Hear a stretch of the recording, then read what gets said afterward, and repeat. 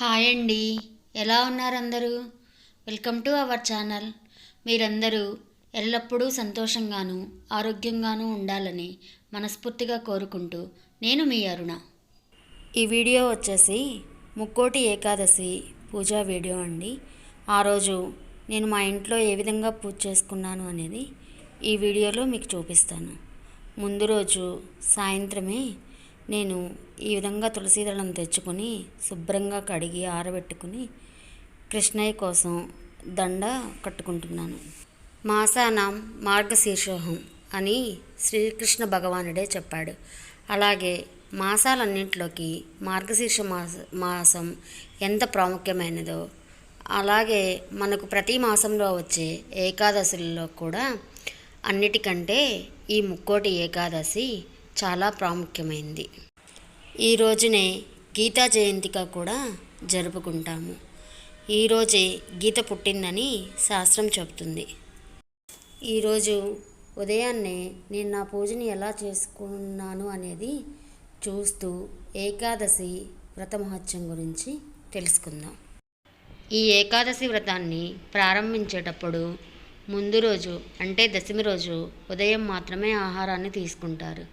ఇంకా ఆ సాయంత్రం నుంచి స్వల్పంగా ఆహారాన్ని భుజించి ఆ తర్వాత ఏకాదశి రోజు నిరాహారంగా ఉంటారు. ఆ తర్వాత మరుసటి రోజు అంటే ద్వాదశి రోజు ఉదయాన్నే ద్వాదశి గడియలు స్టార్ట్ అయిన తర్వాత స్వామివారికి మనం చేసిన ప్రసాదం నివేదించి అప్పుడు మాత్రమే భుజిస్తారు. ఇలా ఒక సంవత్సర కాలం పాటు ఆచరించే వ్రతాన్నే ఏకాదశి వ్రతం అంటారు. ఈ వ్రతాన్ని ఒకసారి అంబరీషుడు అనే మహారాజు ఆచరించాడు. అంబరీషుడు ఇక్ష్వాకు వంశానికి చెందిన రాజు. ఈయన గొప్ప విష్ణు భక్తుడు. శ్రీ మహావిష్ణు గురించి భక్తితో గొప్ప యాగం చేశాడు. ఆయన భక్తికి మెచ్చిన శ్రీహరి ఆయన రాజ్యం సుఖ సంపదలతో విలసిల్లేలాగా తన సుదర్శన చక్రాన్ని ఆయనకి వరంగా ఇచ్చాడంట. ఒకసారి అంబరీషుడు ఈ వ్రతాన్ని ఆచరిస్తున్నప్పుడు ఉపవాస దీక్ష కొద్ది గడియల్లో ముగియనుండగా దుర్వాస మహర్షి అక్కడికి విచ్చేశాడు. ఆయనను అత్యంత భక్తి శ్రద్ధలతో ఆహ్వానించి ఆ రోజుకి ఆ దుర్వాస మునిని తన గౌరవ అతిథిగా ఉండమని అర్థించాడు. దుర్వాసుడు అందుకు సంతోషంగా అంగీకరించి తాను నదిలో స్నానం చేసి వచ్చే వరకు వేచి ఉండమని చెప్పి నది వైపు వెళ్ళిపోయాడు.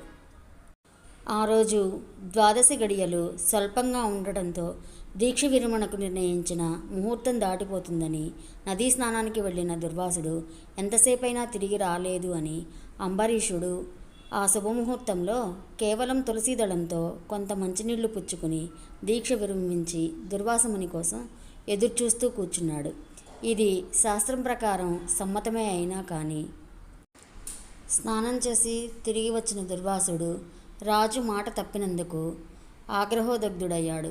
దుర్వాసముని కోపం గురించి అందరికీ తెలిసింది. ఆయన ఎంత చెప్పినా కూడా వినిపించుకోకుండా అంబరీషుణ్ణి తిట్టడం మొదలుపెట్టాడు.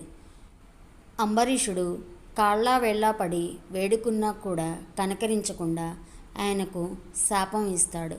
ఆ శాపం ఏమిటంటే కొన్ని వేల సంవత్సరాలు చేపగాను, పందిగాను, సింహంగాను, వామనుడిగాను, రాజుగాను, రాజ్యం లేని రాజుగాను పుడతావని శాపం ఇస్తాడు.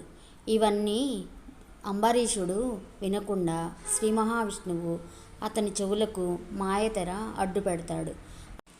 ఈ లోకంలో మునిశాపం ఎవరైనా అనుభవించి తీరవలసిందే కదా.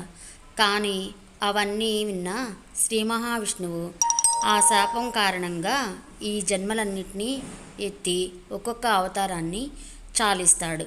అయినా కూడా తృప్తి చెందని దుర్వాస మహర్షి తన జడల నుంచి ఒక వెంట్రుకని లాగి ఒక రాక్షసుని సృష్టించి అంబరీషుణ్ణి సంహరించమంటాడు. ఆ రాక్షసుడు అత్యంత భయానకంగా అంబరీషుడి ఎదుట నిలవగానే శ్రీ మహావిష్ణువు సుదర్శన చక్రాన్ని పంపిస్తాడు. ఆ సుదర్శన చక్రం ఒక్క వేటుతో ఆ రాక్షసుని సంహరించి దుర్వాసుడి వెంట పడింది. దుర్వాసుడు ప్రాణభయంతో నలుదిక్కులకు పరిగెత్తాడు. ముందుగా బ్రహ్మ ఈశ్వరుడి దగ్గరికి వెళ్ళారు.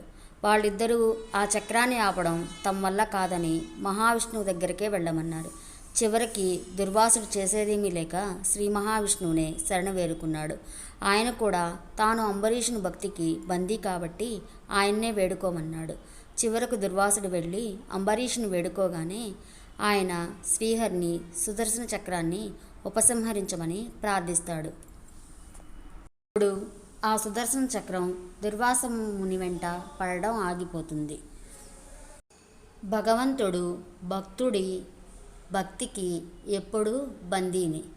ఆ భక్తి పరమాత్మని సైతం శాసించగల శక్తి ఉందని ఈ వ్రత మహిమ తెలియజేస్తుంది. ఈ వ్రతాన్ని ఎవరైతే అత్యంత భక్తి శ్రద్ధలతో ఆచరిస్తారో వారు పరంలోనే కాదు ఇహంలో కూడా కోరిన కోరికలన్నీ తీర్చబడతాయని విష్ణు పురాణం చెబుతుంది. ఈ ముక్కోటి ఏకాదశి రోజున నేను మా ఇంట్లో చేసుకున్న పూజ ఇదేనండి. మీరందరూ కూడా చాలా బాగా పూజ చేసుకున్నారని అనుకుంటూ మరో మంచి వీడియోతో మళ్ళీ మీ ముందుకు వస్తాను. Thank you for watching this video.